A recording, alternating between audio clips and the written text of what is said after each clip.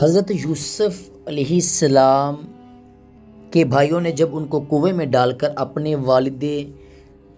گرامی حضرت یعقوب علیہ السلام سے جا کر یہ کہہ دیا کہ حضرت یوسف علیہ السلام کو بھیڑیا کھا گیا،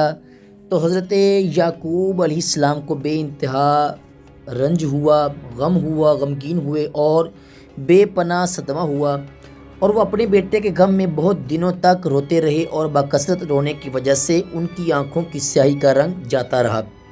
اور بینائی ان کی کمزور ہو گئی تھی۔ پھر برسوں کے بعد جب برادران یوسف علیہ السلام قحط کے زمانے میں غلہ لینے کے لیے دوسری مرتبہ مصر گئے اور بھائیوں نے آپ کو پہچان کر اظہار مزاحمت کرتے ہوئے معافی طلب کی، تو آپ نے انہیں معاف کرتے ہوئے یہ فرمایا کہ آج تم پر کوئی ملامت نہیں، اللہ تعالیٰ تمہیں معاف فرما دے، وہ ارحم الراحمین ہے۔ جب آپ نے اپنے بھائیوں سے اپنے والد ماجد حضرت یعقوب علیہ السلام کا حال پوچھا اور بھائیوں نے بتایا کہ وہ تو آپ کی جدائی میں روتے ہوئے بہت ہی نڈھال ہو گئی ہیں اور ان کی بینائی بھی بہت کمزور ہو گئی ہے، بھائیوں کی زبانی والد ماجد کا حال سن کر حضرت یوسف علیہ السلام بہت ہی رنجیدہ اور غمگین ہو گئے۔ پھر آپ نے اپنے بھائیوں سے فرمایا کہ اذهبوا بقمیصی ھذا فالقوہ علی وجہ ابی یأتی بصیرا واتونی باہلکم اجمعین۔ ترجمہ: تم لوگ میرا یہ کرتا لے جاؤ اور اس کو میرے والد کے منہ پر ڈال دو، تو ان کی آنکھیں کھل جائیں گی اور اپنے سب گھر والوں کو میرے پاس لے آؤ۔ چنانچہ برادران یوسف علیہ السلام اس کرتے کو لے کر مصر سے کنعان کی طرف روانہ ہوئے۔ آپ کے بھائیوں میں سے یہودا نے کہا کہ اس کرتے کو میں لے کر حضرت یعقوب علیہ السلام کے پاس جاؤں گا،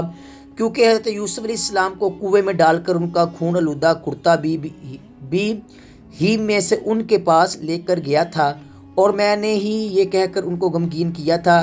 کہ یوسف علیہ السلام کو بھیڑیا کھا گیا، تو چونکہ میں نے انہیں غمگین کیا تھا لہٰذا آج میں ہی یہ کرتا دے کر اور حضرت یوسف علیہ السلام کی زندگی کی خوشخبری سنا کر ان کو خوش کرنا چاہتا ہوں۔ چنانچہ یہودا اس پیرامن کو لے کر اسی کوس تک ننگے سر برہنہ پاؤں دوڑتا ہوا چلا گیا۔ راستہ کی خوراک کے لیے 7 روٹیاں اس کے پاس تھی، مگر فرط مسرت اور جلد پہنچنے کے شوق میں وہ ان روٹیوں کو بھی نہ کھا سکا اور جلد سے جلد سفر طے کر کے والد محترم کی خدمت میں پہنچ گیا۔ یہودا جیسے ہی کرتا لے کر مصر سے کنعان کی طرف روانہ ہوا، کنعان میں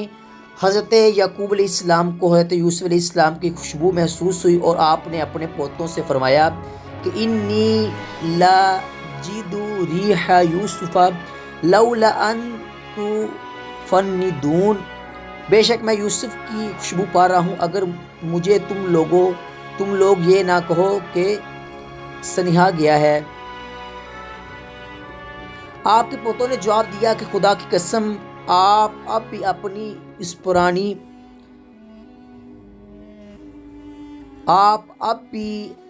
اسی پرانی والٹنگ میں پڑے ہوئے ہیں، بھلا کہاں یوسف ہیں اور کہاں ان کی خوشبو؟ لیکن جب یہودا آپ کے ہاں کنعان پہنچا اور جیسے ہی کرتے کو حضرت یعقوب علیہ السلام کے چہرے پر ڈالا تو فوراً ہی ان کی آنکھوں میں روشنی آ گئی۔ چنانچہ اللہ تعالیٰ نے قرآن مجید میں ارشاد فرمایا، ترجمہ: پھر جب خوشی سنانے والا یعنی یہودا آیا، اس نے وہ کرتا حضرت یعقوب علیہ السلام کے منہ پر ڈالا تو اس وقت ان کی آنکھوں میں پھر روشنی آ گئی، اور انہوں نے فرمایا کہ میں نے نہ کہتا تھا کہ مجھے اللہ کی وہ شان معلوم ہے جو تم نہیں جانتے۔ یہودا مصر سے حضرت یوسف علیہ السلام کا کرتا لے کر جیسے ہی کنعان کی طرف چلا، حضرت یعقوب علیہ السلام نے کنعان میں بیٹھے ہوئے حضرت یوسف علیہ السلام کی خوشبو سونگھ لی۔ اس بارے میں حضرت شیخ سعدی علیہ رحمہ نے ایک بڑی ہی نصیحت آموز اور لذیذ حکایت لکھی ہے جو بہت دلکش ہے اور نہایت ہی کیف آور بھی ہے۔ حضرت یعقوب علیہ السلام سے جن کے فرزند گم ہو گئے تھے، کسی نے یہ پوچھا کہ اے عالی ذات اور بزرگ عقل مند، آپ نے مصر جیسے دور دراز مقام سے حضرت یوسف علیہ السلام کے کرتے کی خوشبو سونگھ لی اور جب حضرت یوسف علیہ السلام کنعان ہی کی سرزمین میں ایک کنویں کے اندر تھے تو آپ کو اتنے قریب سے بھی ان کی خوشبو محسوس نہیں ہوئی، اس کی کیا وجہ ہے؟ تو حضرت یعقوب علیہ السلام نے جواب دیا، یعنی ہم اللہ والوں کا حال کوندنے والی بجلی کی مانند ہے کہ دم بھر میں ظاہر اور دم بھر میں غائب ہو جاتی ہے۔ کبھی ہم لوگوں پر اللہ تعالیٰ کی صفات نورانیہ کی تجلی ہوتی ہے تو ہم لوگ آسمانوں پر جا بیٹھتے ہیں اور ساری کائنات ہمارے پیش نظر ہو جاتی ہے، اور کبھی جب ہم پر حغراق کی کیفیت طاری ہوتی ہے تو ہم لوگ اللہ خدا کی ذات و صفات میں ایسے مستغرق ہو جاتے ہیں کہ تمام ما سوا اللہ سے بے پناہ نیاز ہو جاتے ہیں، یہاں تک کہ ہم اپنے پشت پاک کو بھی دیکھ لیتے ہیں۔ یہی وجہ ہے کہ مصر سے تو پیراہن یوسف کو ہم نے سونگھ کر اس کی خوشبو محسوس کر لی، کیونکہ اس وقت ہم پر کشفی کیفیت طاری تھی، مگر کنعان کے کنویں میں سے ہم کو حضرت یوسف علیہ السلام کی خوشبو اس لیے محسوس نہ ہو سکی کہ اس وقت ہم پر استغراقی کیفیت کا غلبہ رونما ہمارا ہوا تھا۔ تو ہمارا یہ حال تھا کہ میں کسی کو لوں خبر، مجھے اپنی خبر نہیں۔ اب اس واقعے سے ہمیں یہ سبق ملتا ہے کہ اللہ والوں کے لباس اور کپڑوں میں بھی بڑی برکت اور کرامت ہوتی ہے، لہٰذا بزرگوں کے لباس و پوشاک کو تبرک بنا کر رکھنا اور ان سے برکت و شفا حاصل کرنا اور ان کو خداوند قدوس کی بارگاہ میں وسیلہ بنا کر دعا مانگنا، یہ مقبولیت اور حصول سعادت کا ایک بہت بڑا ذریعہ ہے۔ اللہ والوں کا حال ہر وقت اور ہمیشہ یکساں ہی نہیں رہتا، بلکہ کبھی تو ان پر اللہ تعالیٰ کی تجلیاں